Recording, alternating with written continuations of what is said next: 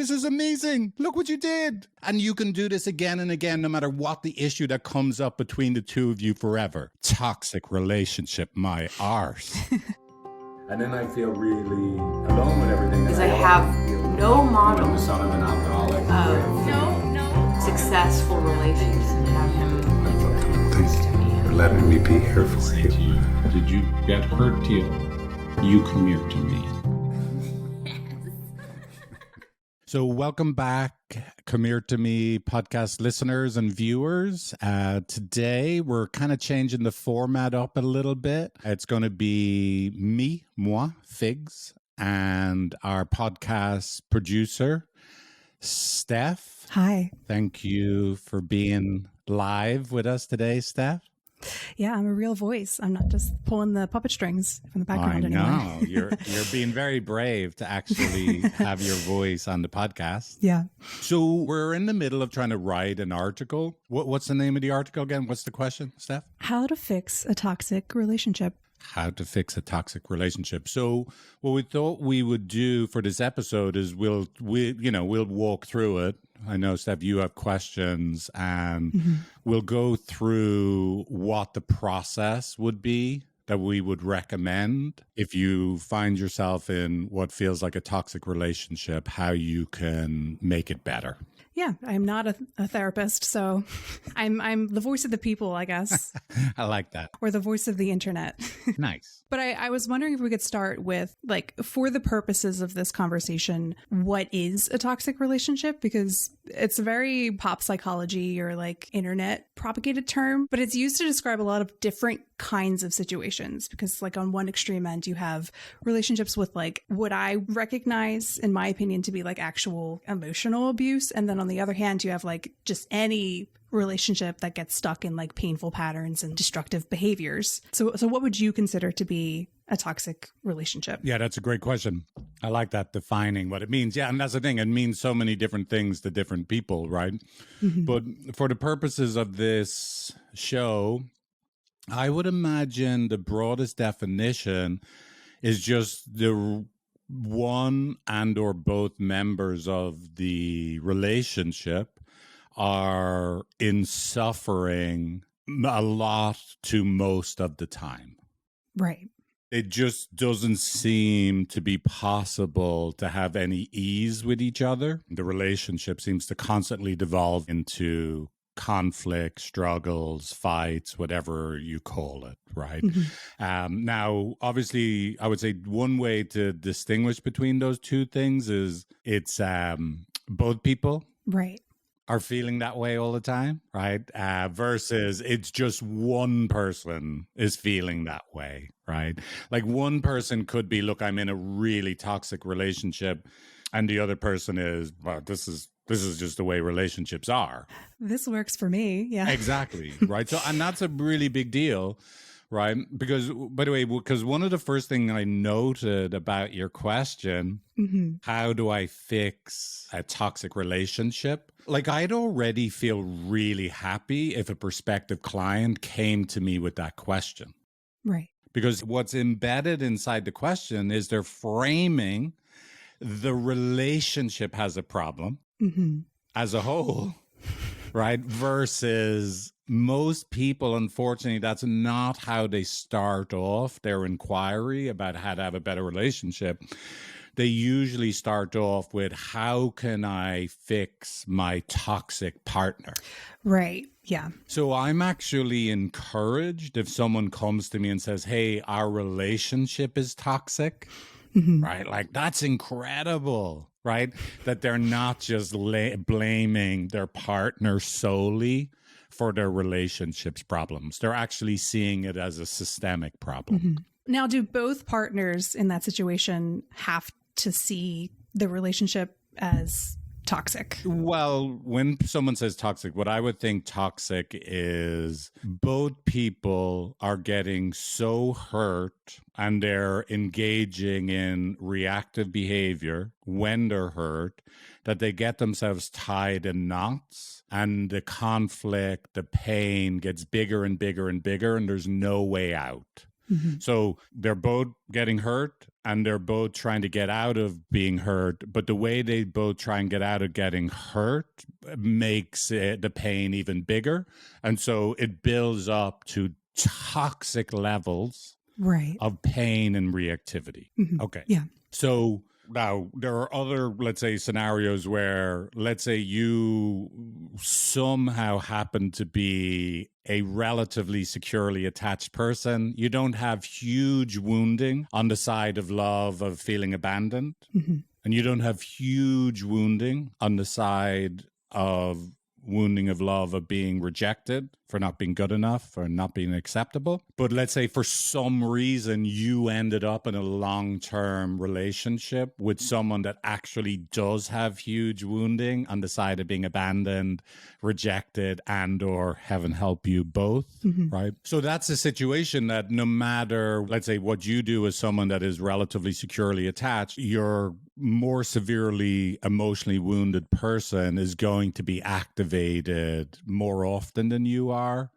And they're going to invite you more frequently than you would want to into opportunities to resolve emotional bonding distress. Right. Yeah. Right. They're going to be activated more often than you are. And so it would make sense that you could be in that scenario. Wow, like I don't understand why like there's just so much drama in the relationship, right? Like I went out and got donuts and I only got 3 and I don't understand why they're upset with me, right? Yeah, I got 1 each and 1 for the dog.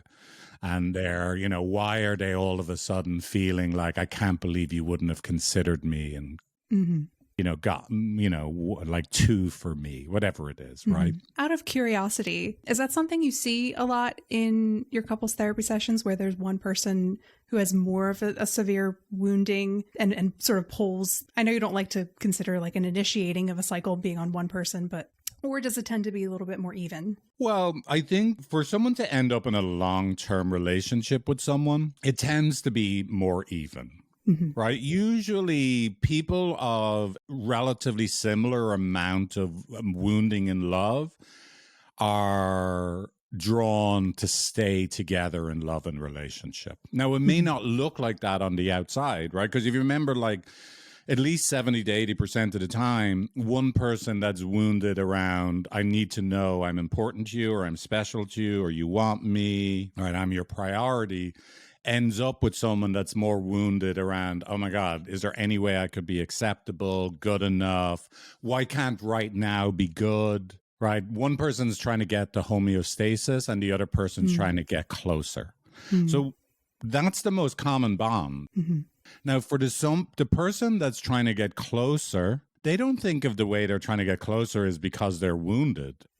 But most likely there's something inside of their body, their history, where they didn't have the closeness they needed, and they get hurt, threatened, activated when it looks like they don't have the closeness they need. And so they're always on this deep, fundamental level of their nervous system and limbic system. They're in a constant search for more closeness. Right now is never good enough. They're always trying to get into more closeness. That person will almost always pick someone that has a similar level of threatenedness or woundedness around, I just want this moment to be enough. Right. So they're always trying to get to, is this good enough? Could we just stay right here? What do I have to do to make right here okay? Is it okay now? And so you can see there's a built-in tension. There's a built-in romantic love tension in that dynamic, that one person is like, okay, I got you a donut. Are you happy now? And the other person is like, if it was 2 donuts, I would feel loved. Yes. Right. So you could imagine the person that is going, look, if it was only 2 donuts, I would feel loved. They don't think that that's coming from a wounded place, a threatenedness inside them. And the person that says, hey, listen, I did actually go out and get a donut. Why couldn't 1 donut be enough? Both of them think they're actually just speaking completely rationally, and they don't realize their whole orientation to donuts is built from their attachment wounding, their attachment style. Right. Yeah. So, it sort of goes back to that thing that you've mentioned about trying to get that missing experience. Like, it makes sense to me that two people who have a similar level of wounding are drawn to each other because the intensity matches the level that they need of like getting that experience. Exactly. Yeah, because ultimately we're trying to have an empathy squared experience. And what I mean by empathy squared is everybody, well, not everybody, but most people understand what empathy is as a one directional experience. There is a person that's hurting, not feeling met. They share the way they're not feeling met, and the other person feels with them. Your partner feels with you. Oh, that's awful that you're not feeling loved. That's terrible. My heart goes out to you, right? And the person that was not feeling, oh my God, you really feel my pain. Thank you so much. I love that you're actually with me in the way I'm not feeling love. But that's just one person being empathized with. And what we're trying to do, let's say at Empathy, right, hence the name of the company, is we need to try and help both, because in relationship, both people are hurting at the same time and both people are hurting each other at the same time.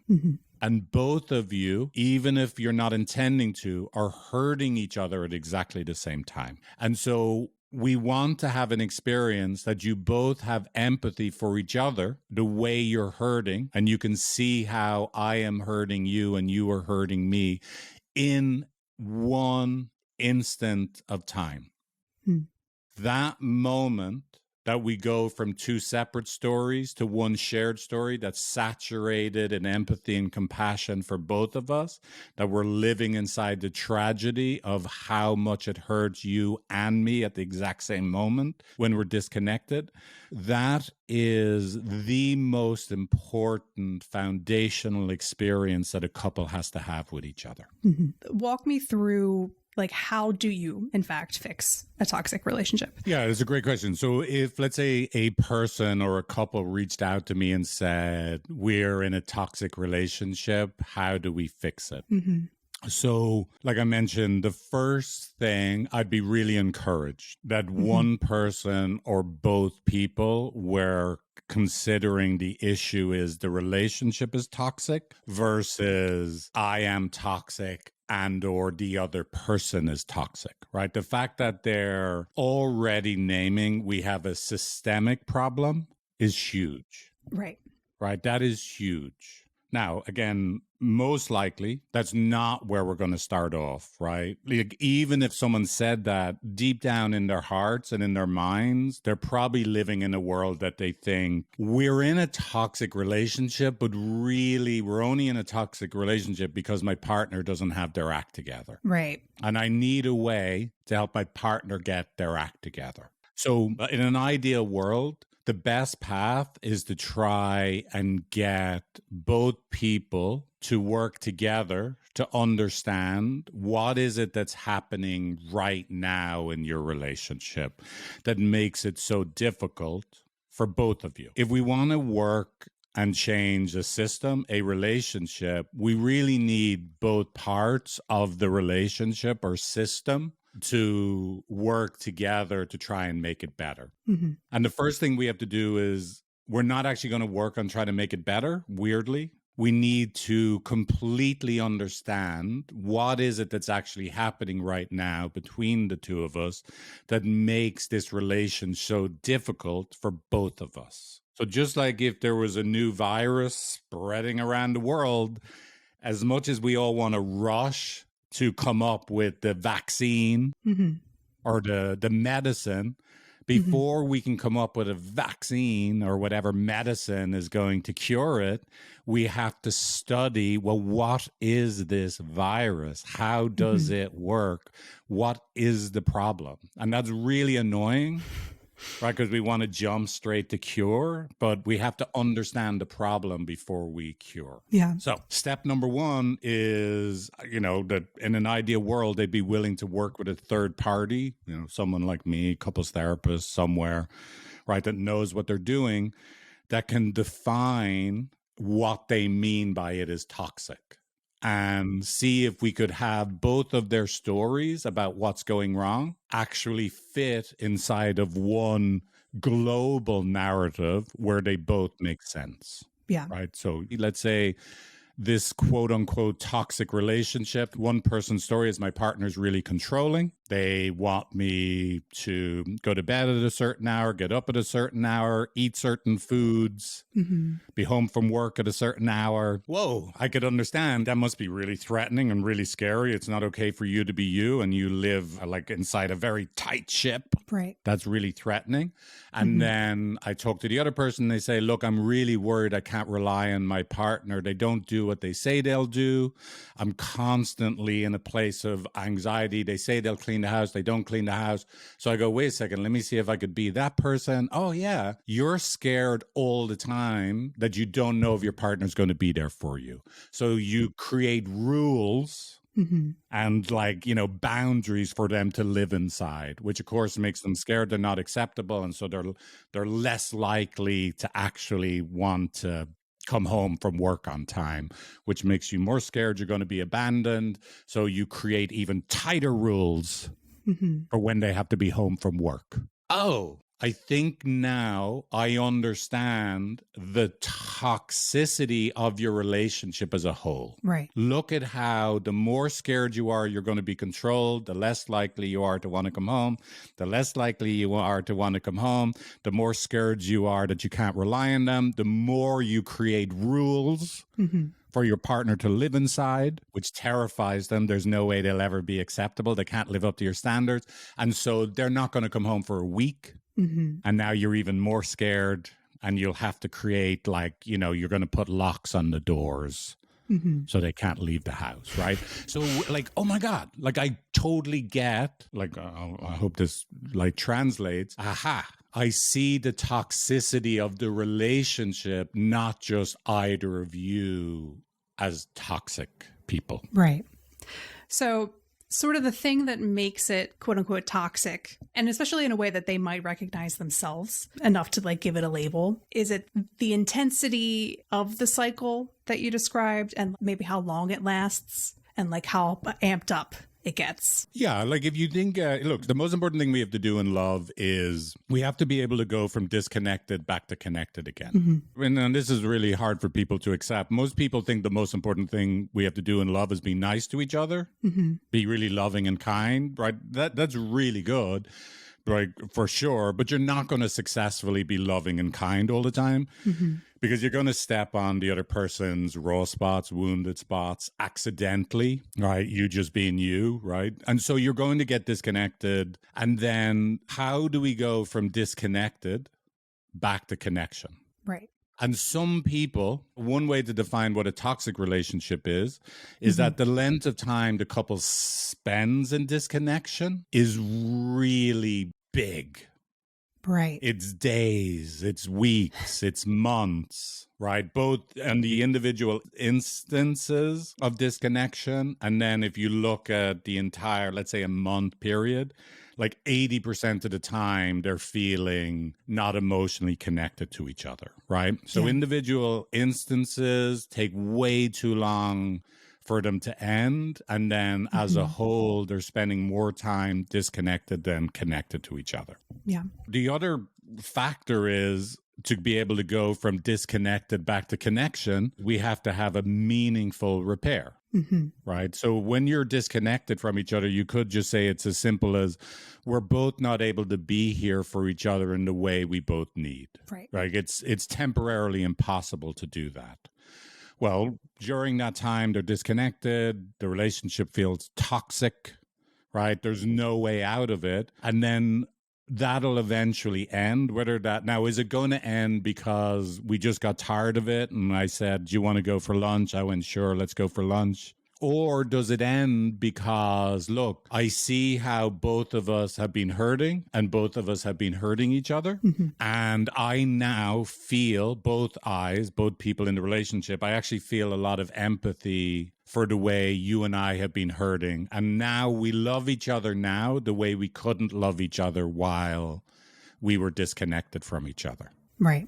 So toxic relationship, they are disconnected for a long time and they don't have meaningful repair at the end of it. Right. So in terms of like the steps for fixing a toxic relationship, Mhm. you start with examining the virus, if you will. Exactly. Understanding the cycle. Exactly. And the goal is to get to repair. So how do you get from understanding as like step one to the magic part?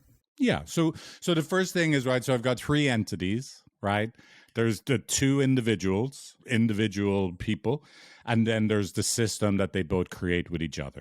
So I want to understand first the story of individual A, and then I want to understand the story of individual B. And I need to understand it in a way that I see how individual A makes sense, both how they're hurting in their relationship and what they do to not hurt. And then I got to be able to understand individual B, how they're hurting in their relationship and what they do to try not to hurt, how it makes sense. And then I mush those two stories up together into one systemic story. Okay, so both of us are hurting and both of us try and get out of hurting the way we do, rationally, logically, totally makes sense. But all we manage to do is create more hurt for the other person. So now I have the story of what these two people that are hurting in relationship and are both trying to get out of it in a way that makes things worse. And I present this story of the entity that is both of them together, within which they both make perfect sense. And I tell them this story, this tragedy of the system that they're both creating with each other. And I invite them to see the tragedy of the system. And in seeing the tragedy of the system, they go from feeling sorry for themselves, right? And feeling bad for themselves and feeling it's impossible for me, this relationship, to feeling sorry for us, bad for us, and really, really sad for the two of us together when we're disconnected. So that's the first thing, like the first big milestone, which is really counterintuitive to people. I want them to feel really, really sad and hopeless. Right? But I want them to feel sad and hopeless together because of the pain we are both in. So they see it from this systemic perspective. It's tragic. And then they feel the tragedy for us. So like an A and B of part one, where there's knowing cognitively what the system is and then feeling the feelings of like empathy for this is sad. Is that the second part? Exactly. And this is the key, right? This is what I was saying about it. Look, we were trying to get empathy squared, not just, oh, I feel sad for me, and not just even I feel sad for you. It's I feel sad for us. Right. And again, just imagine you're watching a movie. You're watching a movie. You are the viewer of the movie. I feel sad for spouse A about how they feel abandoned. And you know what? I actually feel sad for their spouse too, that feels they're always a disappointment. And so you, as the viewer of the movie, you haven't picked one spouse that you feel sorry for in the movie you're watching. You're like, oh, these two people, I feel so sorry for both of them. They both love each other so much. And look how they keep missing each other. Oh, I feel so sorry for them. Yeah. That's actually the experience. Unless, I'm always like, as psychotherapists, we've got more in common with Steven Spielberg than we have with, let's say, Sigmund Freud. Right. We're trying to create that experience of empathy for the characters of a story. The couple don't realize they're these tragic figures together inside of this scene, right? And if we can get them to live inside of the scene and see it from the outside, oh my God, this is heartbreaking for the two characters in this scene equally. That's actually the hardest thing to do and most important thing to do. That's the first part. Yeah. So what does that entail? First, like, let's say someone's out there and they feel they're in a toxic relationship. The ideal world is you'd be able to get your partner to engage in a process that someone would help both of you see what is the tragedy that we're both engaged in with each other. Right. So get involved. And it's not a prerequisite that both people have to see it that way or even believe that's possible at the beginning. We just have to get on board with at least giving it a go to see if someone like me could help both of you see how, hey, listen, there's an actual systemic tragedy here, not just two separate tragedies. Right. So what's the next, sort of step? So the next step, so let's say we succeeded in that, right? Which again, Woohoo. Yeah. I'd be, again, that, by far the hardest thing to do. Right. I always think like couples counseling, it sucks that let's say it was a 400-meter race, right? You're running one time around an Olympic track at 400 meters, right? If you are going to fail to complete the race, you're going to fall in the first 40 yards. Right. Like 90% of the people that fail will fail in the first 40 yards because they can't go from their own separate narratives to this shared narrative and feel the tragedy for both of us. That's the hardest part. They're running up a hill in the first 40. So I always think it's really unfair. Why couldn't we get 300 meters and we have all the benefits of yay, we understand each other, we have empathy for each other. Sure, we're struggling to meet each other's needs now, but it would be amazing if they were able to get all those benefits. But if they fail, it's because we fall right out of the starting blocks, right? Which sucks, right? Yeah. So let's say we succeed. We get to the first 100 meters, right, of the 400-meter race, right? Yeah. And that is, oh my God, I feel how tragic this is for both of us. And you make sense to me and I make sense. And my heart's breaking for both of us, right? And they're squeezing each other's hand.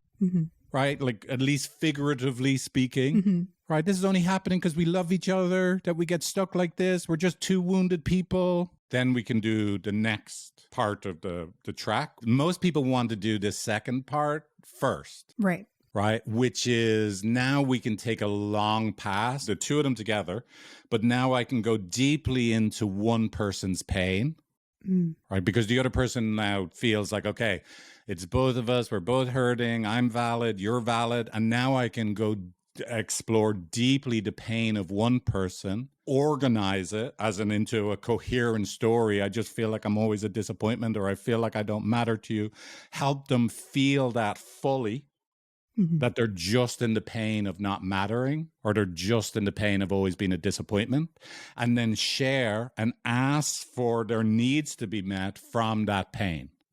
Because their partner now is available. They're not just trying to defend themselves, explain themselves. They're non-guarded. They're undefended. Right? Because we did that first 100 meters where it's both of us and we're both hurting. And then I can help the second person actually show up and love the person right where they need the love the most, the very thing they were longing for all the time, and help them actually then let that love in, which again, I'm saying all these things, like each one of these things is a huge milestone, right? To be able to feel your vulnerability and not just communicate from the way you protect yourself from being hurt, that's huge, right? That's a big deal. That's hard to do. Ask for your needs to be met from where you're hurting, then help the person that just heard you ask from your vulnerability to actually show up and love that part of you. Then help the person that asked for their needs to be met from their vulnerability actually let the love in that was on offer. And then help the two people live and not exit the experience of, oh my God, I'm hurting and you're here for me and I'm actually here for you and I'm enough for you the way I'm being here for you and you're feeling loved.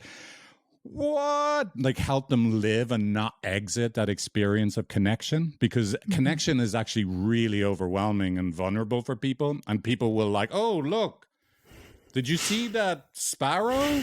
Like people will find any reason to exit the place that they've most longed for all their life. Yeah. Too scary. It's really scary. Being loved is terrible. Like people don't like not being loved, right? It's scary, but at least they're familiar with it. They've been living with it all their life. But when you actually have people be loved, they freak out. Like it really freaks people out, like actually getting the love they've been longing for. So I got to try and stop them exiting. And there's loads of ways people exit, right? And by the way, one of the main ways people exit is people always go to the past or the future. Let's say if I'm being loved right now in the present moment, almost everybody goes, why would I accept and trust the love I'm getting right now because it wasn't here yesterday? Or why would I accept the love that's here right now because I don't trust it'll be here tomorrow? Everybody exits a present moment by fear of the past. Uh-oh, this isn't what it was like yesterday. You weren't here loving me like this. Or I don't trust you to love me like this tomorrow, so I can't let myself feel loved right now. So then I have to try and help them actually stay in the present moment and grow their tolerance for actually being loved in all the ways they've always longed for. Yeah, that's such a foreign concept, the idea of like growing your tolerance for experiencing like love and acceptance. Yeah, it's crazy. People always think like if the other person just loved me, I would feel loved. No, it's more difficult than that. And then we have to do that in both directions, right? Right. Yeah. So the first 100 meters, look, it's both of us. We're both hurting. We both react in ways when we're hurting that hurts the other person. This is so tragic for both of us. And we live inside the tragedy for both of us. Not just my tragedy, not just your tragedy, our tragedy. And it softens our nervous systems, our limbic systems, because now we're sitting with two wounded people that the only reason we're in a quote unquote toxic relationship is because we love each other so much and we get threatened. Right. Now we can run the second 100 meters, which is one of us does a deep dive, has to be really brave and feel our vulnerability of the way I feel unloved, and then ask for our needs to be met from our vulnerability. And the other person shows up and loves them there. And then that person that shared the vulnerability lets the love in. Oh, shit.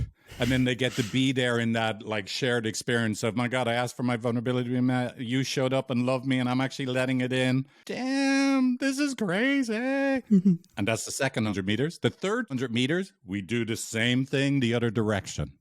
Now, the last 100 meters of the 400 meters, we look back and go, dudes, did you see what we just did?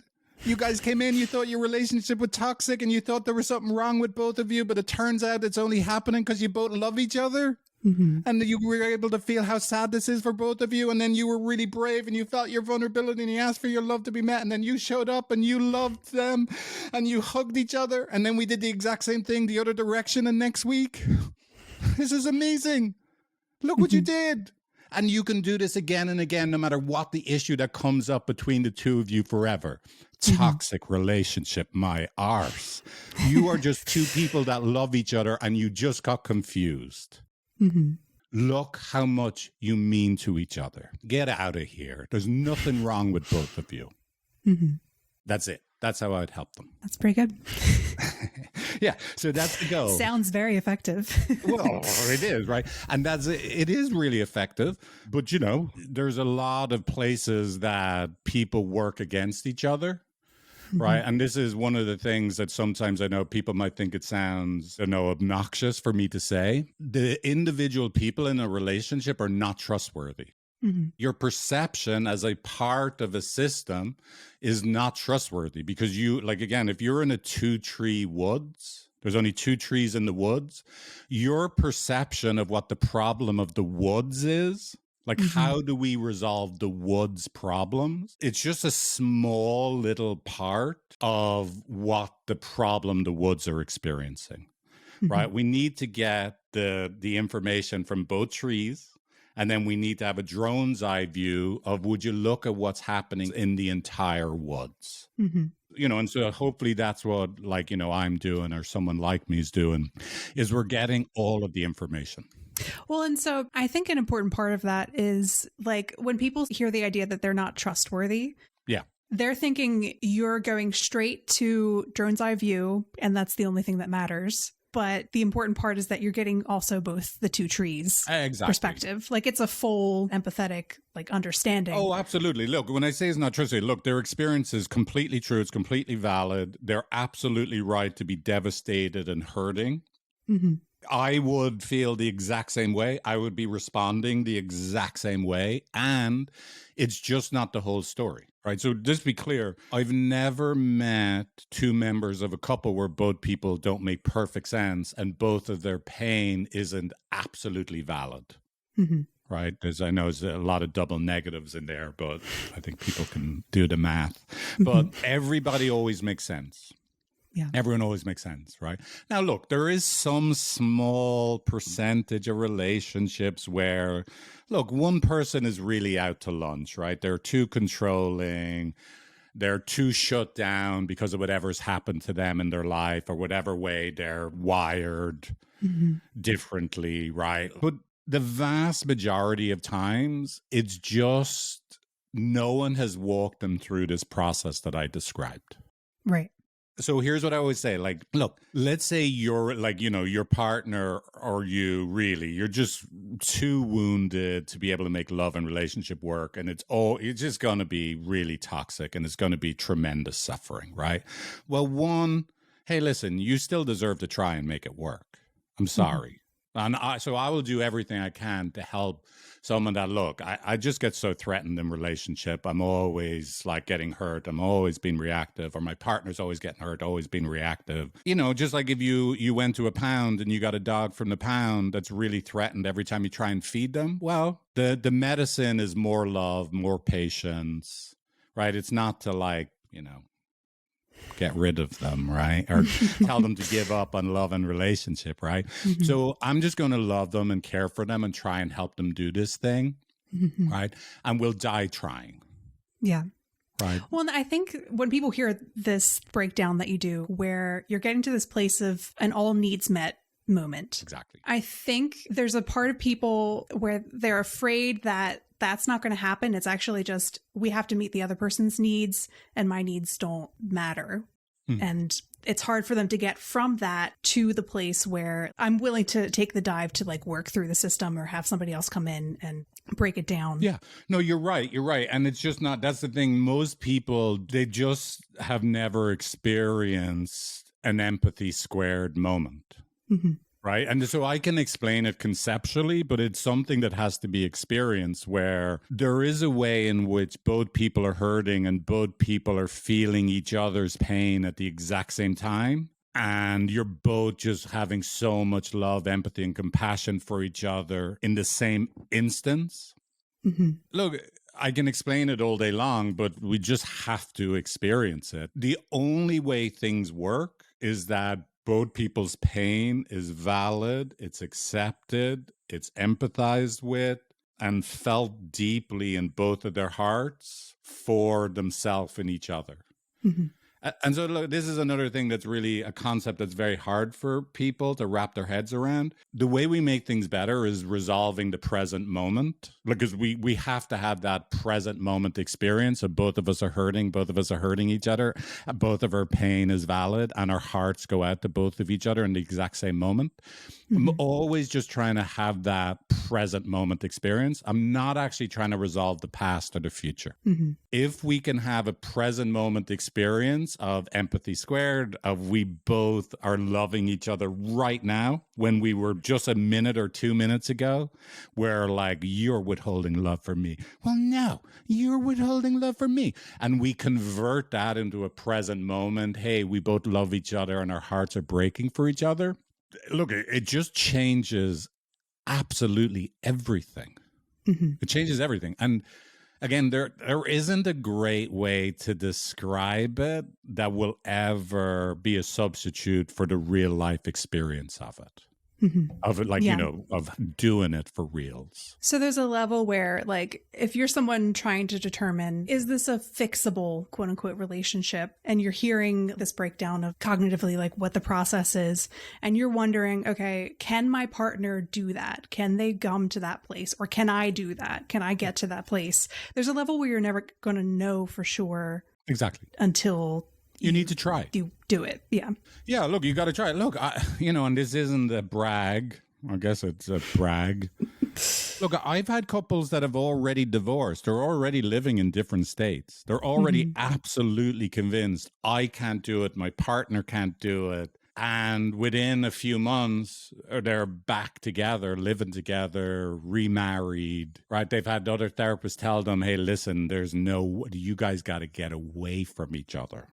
On multiple occasions, I have worked in those circumstances and had those people realize the tragedy of what's happening and love each other. I got a message just 2 weeks ago from a couple in this situation. Years later, thank you, thank you, thank you. Right. But I just know how to do this thing. It's not me. Right. I know how to do this thing that I can maximize the chances that both people can love each other, even if you right now today think your relationship is quote unquote toxic. Right. The best way to find out is there a chance is try and do the work. That makes sense. So I guess just thinking about like people who gravitate to the content that you and Empathy put out, there's a question in the back of their heads where they're like, how much of this can I do on my own, like without getting a therapist? What do you say to that in terms of this toxic relationship structure? Yeah, well, so look, the ideal path is both people work on it together, right? And I always tell people, remember, you don't have to get someone to agree to engage in a whole system. Let's do couples counseling, and it's going to be weeks and months, and it's going to be this really deep process of us feeling our feelings. Jesus, don't say that to someone that's reluctant to do couples counseling. Just ask them to go to one session, right? So ideally, couples counseling, right? I'm sorry, right? Couples counseling, couples coaching, right? Short of that, like, and let's say there's no way your partner's going to do the work. Yeah, you should do the work yourself, right? You should do the work on understanding what are my unmet love needs, what's my vulnerability, what's the way I hurt, what's the way I react to protect myself, and so what's the way I continue to participate in the negative system, the positive feedback loop that feels really negative in my relationship. And so can I do the work on myself to start being more of a vulnerable person and less of a reactive person so that I change this system from within? Now, it's just hard to do. Right. Right. But Yeah. like you should do it, right?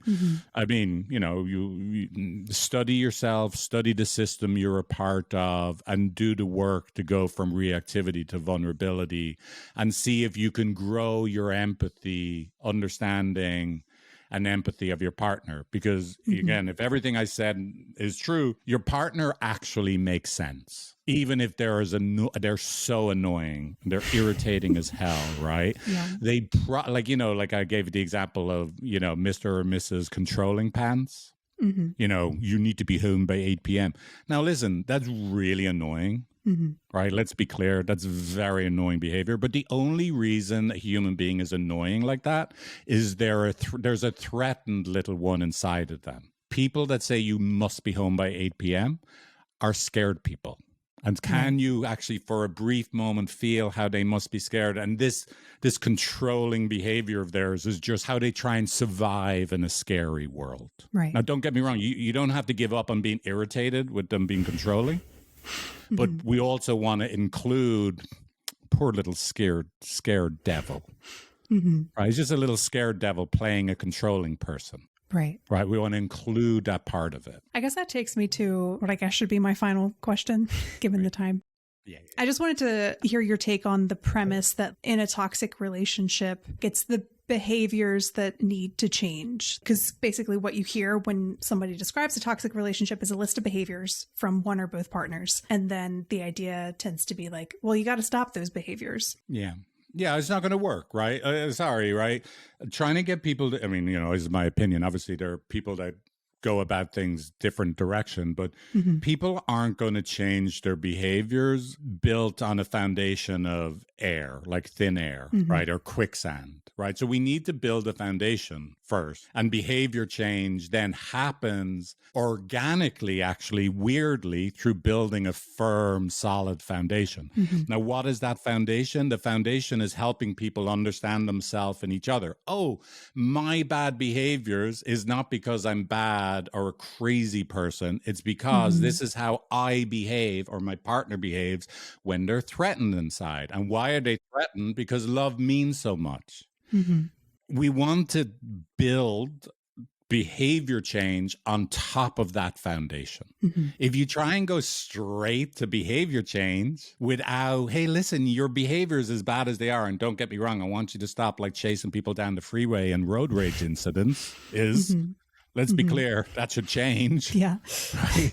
But we have to get to, by the way, you know why you do that? Like, you must be really hurting and threatened. You must not feel seen, heard, considered. It must feel really bad that it's so bad that you rise up into reactivity and now you're chasing people down the freeway in your truck. Yeah. Right? Like that foundation, we can help someone change their behavior because they can change their behavior from loving themselves and fingers crossed, their partner loving them. That's the best shot we have of behavior change. Yeah.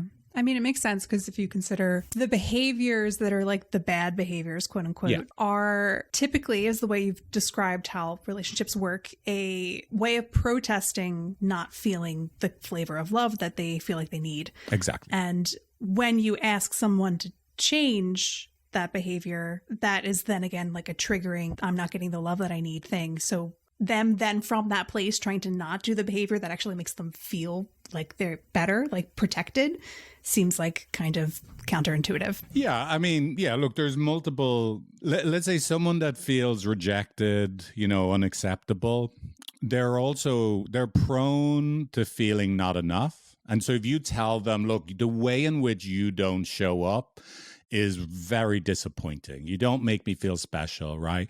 You've just confirmed for them what they already know inside. That's why they withdraw and don't engage anyway, is they already feel shit about themselves, like I'm not enough. And so the pain is too great. The request to change their behavior, even if it's coming from inside themselves, it really just doubled, tripled how bad they feel about themselves. They're just not going to be able to change their behavior. If you tell someone that, hey, listen, you get so angry when we're in a fight that you need to get your act together. Now, again, you're probably right, but you've just confirmed for this person that I don't feel like I matter to you. I'm not special to you. And deep down inside, they probably fear I'm too much. I'm unlovable because of how much I need. You kind of just confirmed for that person, and even if they're saying this to themselves, that I really am too much. So it just compounds changing behavior without getting this fundamental, you're lovable, both of you. You're only fighting because you love each other. Love matters so much. Your bad parts are a doorway to the most lovable parts of you. Like, it just compounds the problem. People's behavior gets worse, not better, when you try and put behavior change on top of just further negative judgment of yourself and or each other. Yeah. Hey, and I always like, don't shoot the messenger. It is what it is, right? Like, it's like it doesn't work. But by the way, again, my little soapbox, but it sells. Right. It sells. Like, people lap up, I know how you can change. You got to get your shit together. Get up at 4 a.m, go to the gym, right? Like it sells to get people to just try and change without loving and understanding yourself first. People want to believe it. They want to believe their partner will just change. They want to believe I myself will just change if we just put our minds to it. But it doesn't work. Yeah, makes sense, because on one hand, it feels easier to try to do it behaviorally. Yeah. And then on the other hand, it reconfirms what we already think about ourselves and each other, which is like, we just need to get our act in order. We need to like have willpower, push through, and, buckle up. Cowboy. Exactly. Yeah. Whether I need to buckle up or my partner needs to buckle up, right? But it just compounds the negative system, right? Every time. Yeah. Now, by the way, look, again, it's always really important to share if there's domestic violence, any risk of domestic violence. We're talking about like a toxic relationship where you guys are getting so activated, you're disconnected, it feels hopeless. In moments of disconnection in relationship, everything I said, let's say, is true. That means it's going to be really terrifying for both of you when you're disconnected from each other, because love means so much and there's no good way back to connection. People are likely to block exits, like, some small percentage of people, some amount of people in moments of desperation, of disconnection, can block exits, can grab people's wrists, physically make contact with other people. And look, everything I said is still true, but we can't do those things. Yeah. So we have to get to a place, if there's any domestic violence in your relationship, or if there's a risk of when you talk about your relationship that it can result in domestic violence, it is better that both of you work individually first to see if we could get you regulated enough so we can study what happens inside of you, inside of your relationship system, so that it's contained enough that we don't have to risk you doing something that's really bad and unacceptable, right? So look, everything is true, and there are just certain things we can't be doing, right, with each other. Yeah. Right, you can't be hitting each other. It's a safety issue. Yeah, that's just a reality, right? That we got to get to a place that we can study a relationship safely without hurting yourself or each other. Right. Okay. Great. Thank you for tuning in. Thank you for continuing to support us here at Empathy by listening and watching to our blabbings on about relationship. And we're here if we can help. Yeah. And thanks for having me, Figs. Thank you, Steph. It was really good. Thank you. Thanks.